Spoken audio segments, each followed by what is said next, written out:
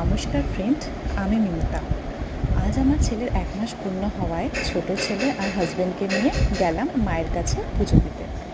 প্রথমে আমি ঘুম থেকে উঠে আমার বাড়ির ঠাকুরকে পুজো দিয়ে দিলাম। দেখেছো কত ফুল?